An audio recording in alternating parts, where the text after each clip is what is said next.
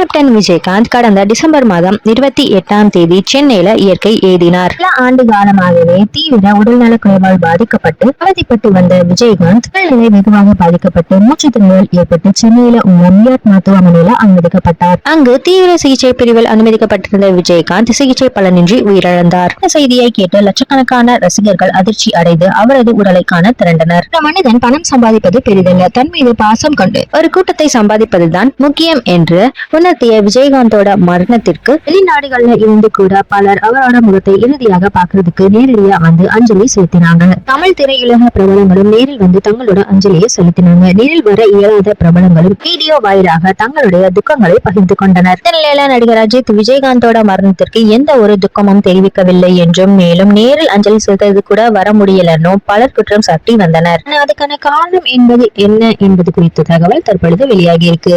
விஜயகாந்தின் வீட்டிற்கு நேரடியாக சென்று ஆறுதல் சொல்வதற்காக அதிகாலை 3 மணிக்கு அனுமதி கேட்டிருந்தாராம் அஜித். பகல்ல வந்த கூட்டம் கூடுங்கிற காரணத்தினால அதிகாலையில வர்றதுக்கு திட்டமிட்டிருந்தாராம் அஜித். ஆனா கோயம்பேட்டுல தேமுதிக கட்சி அலுவலகத்துலதான் அவரோட உடல் அடக்கம் செய்யப்பட்டிருக்கு. அங்கு 24 மணி நேரமும் அஞ்சலி செலுத்துறதுக்கு அனுமதி அளிக்கப்பட்டிருக்கு. நிலையில அஜித் நினைவிடத்துல அஞ்சலி செலுத்துறதுக்கு எந்த நேரத்திலையும் வரலாம் என்றும், ஆனா வீட்டிற்கு அதிகாலையில வர்றது இடையூறாக இருக்குங்கிற காரணத்தினாலதான் அஜித்துக்கு அனுமதி அளிக்கிறதுல தாமதம் ஏற்பட்டிருக்கு. எனவே அஜித் விரைவிலேயே கேப்டன் குடும்பத்தினரை சந்தித்து துக்கம் விசாரிப்பார் என்று எதிர்பார்க்கப்படுது.